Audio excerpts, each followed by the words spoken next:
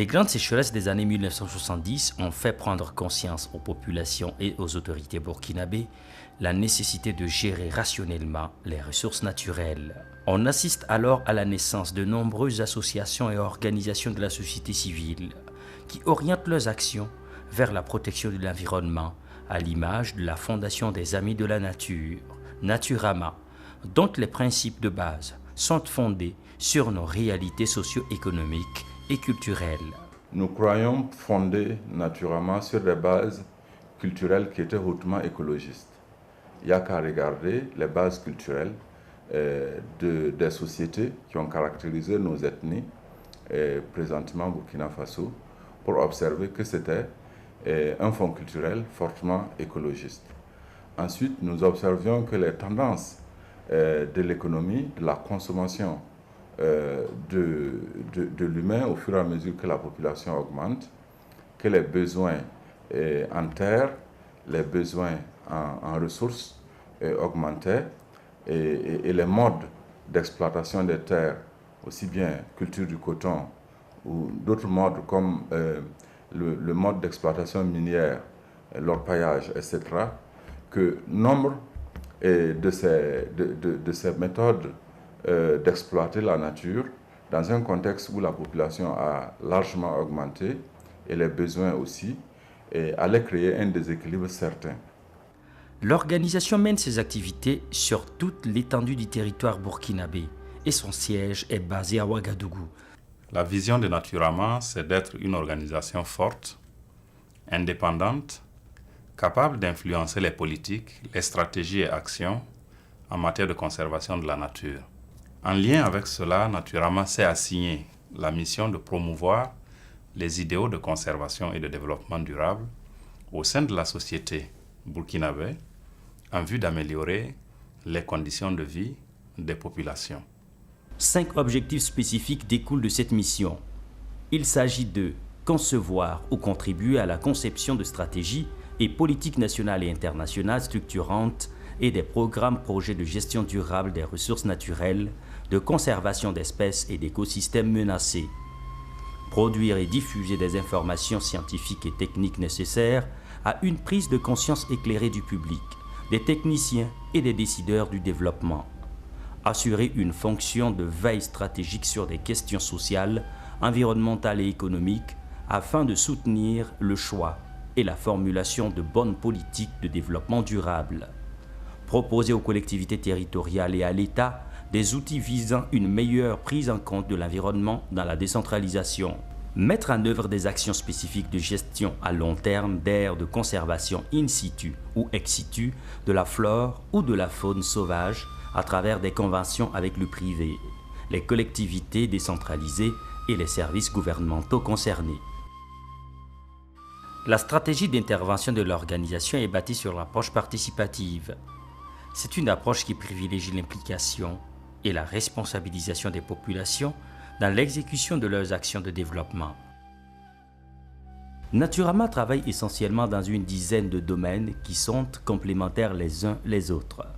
Il s'agit de la gestion durable de la faune et des aires de protection de la faune, l'éducation et la communication relative à l'environnement, la conservation des zones humides et la gestion intégrée des ressources en eau, la conservation des oiseaux, des sites et des habitats d'oiseaux, la gouvernance des ressources forestières, le suivi de la biodiversité à travers les inventaires périodiques et le suivi des espèces spécifiques, qu'elles soient animales ou végétales, la lutte contre la désertification et le changement climatique, la valorisation des produits forestiers non liés pour accroître les revenus des populations, le renforcement des capacités des communautés et des acteurs et la lutte contre la pauvreté, le réseautage avec les organisations de la société civile pour entreprendre des plaidoyers sur les politiques et enfin des études et des prestations sur l'environnement.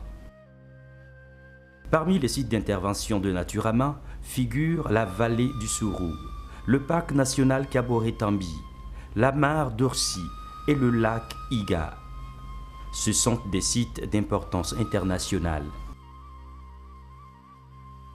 L'organisation s'est dotée d'un plan stratégique couvrant 5 axes principaux. contribuer à la protection, la restauration et le suivi des sites et habitats importants pour les espèces. Pour contribuer à la réhabilitation et à la gestion durable des aires de protection de la faune, en particulier les zones d'importance pour la conservation des oiseaux, des activités impliquant et responsabilisant les populations y ont été mises en œuvre. Il s'agit de l'élaboration de la cartographie et des plans d'aménagement, de la gestion participative et du suivi écologique. À cela s'ajoutent des actions de protection des berges, de restauration du couvert végétal, de régénération naturelle assistée et de lutte contre l'ensablement, pour ne citer que celle-là.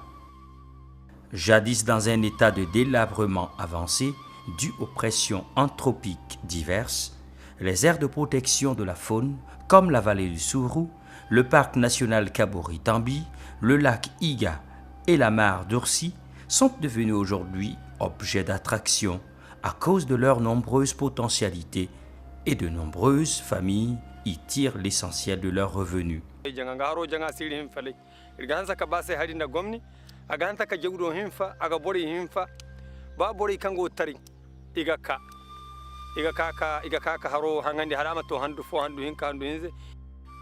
La promotion et la conservation des oiseaux migrateurs et leurs sites d'hivernage passent nécessairement par la mise en place d'une banque de données scientifiques sur les oiseaux migrateurs et l'accroissement des connaissances des populations sur les oiseaux et leur conservation. Ainsi, des données régulièrement collectées sur 10 zones à vocation aviaire sont traitées sous forme de banques de données informatisées accessibles par tous. Contribuer à l'amélioration des conditions de vie des populations riveraines des ICO pour une utilisation équitable et durable des ressources naturelles. Pour permettre aux populations riveraines de ces entités forestières d'améliorer leurs conditions de vie, elles sont encadrées et formées sur diverses thématiques organisationnelles, entrepreneuriales et valorisation du potentiel forestier et des systèmes de production durables. Des activités génératrices de revenus AGR valorisant les produits forestiers non ligneux sont développées dans les villages riverains. Ces AGR concernent la transformation des amandes de karité en produits dérivés, beurre et savon, des graines de néré en sumbala, des fruits du tamarinier en jus de tamarin, ainsi que la production de miel. Contribuer à la réduction des impacts négatifs de la variabilité et du changement climatique. Les Burkinabés ont toujours en mémoire le 1er septembre 2009. Ce jour-là, Ouagadougou s'est réveillé, les pieds dans l'eau. En plus des dommages matériels et des pertes en vies humaines, ce jour nous a fait comprendre que le climat a changé. Le responsable de ce phénomène est l'homme, à travers certaines de ses activités qui influent négativement sur le climat par des modifications de l'atmosphère.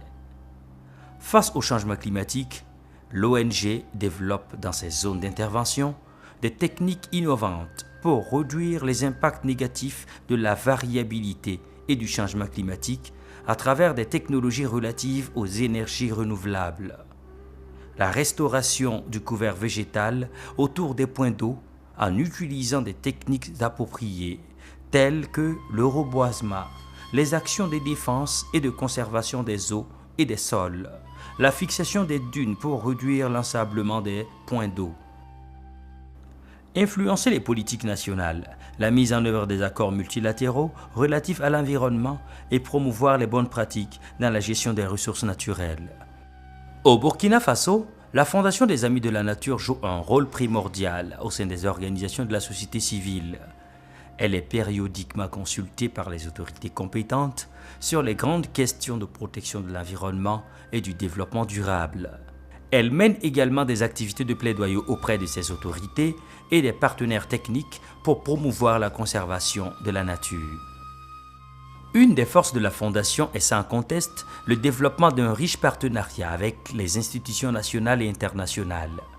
Ce partenariat produit aujourd'hui des résultats positifs en matière de conservation de la nature et de mobilisation des ressources financières. Consolider les capacités opérationnelles de Naturama.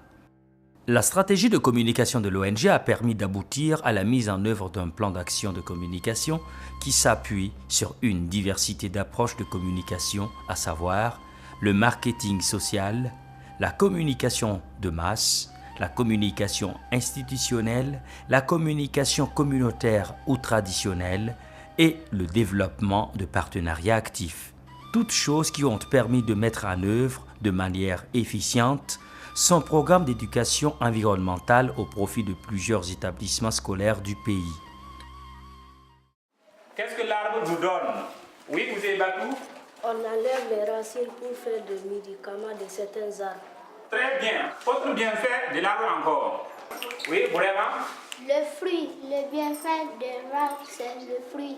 Les actions de Naturama tiennent compte de préoccupations majeures des populations, des défis, des enjeux environnementaux du Burkina Faso.